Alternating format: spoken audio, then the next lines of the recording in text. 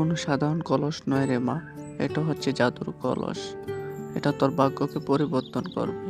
তবে মনে রাখবি, তুই যেমন কর্ম করবি তেমনই ফল পাবি।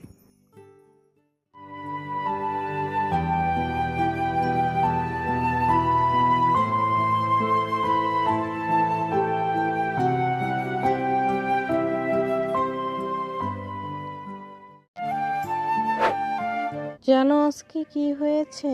একটা চমৎকার ঘটনা ঘটেছে। আমাকে সাধু বাবা একটি কলস দিয়েছে। কিসের কলস গো বউ? সেই কলস দিয়ে কি বা হবে? সাধু বাবা বলেছে এটি একটি জাদুর কলস।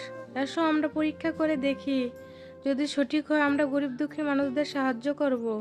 কথা বলার সাথে সাথেই কলসের ভিতর থেকে উজ্জ্বল আলো জ্বলে উঠল, আর তার ভিতরে থেকে অনেক সোনার গহনা বের হলো।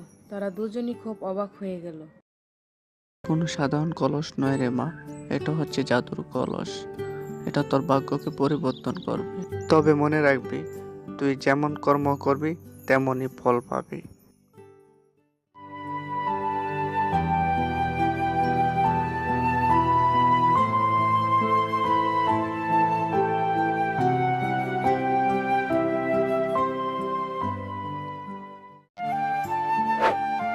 জানো আজকে কি হয়েছে?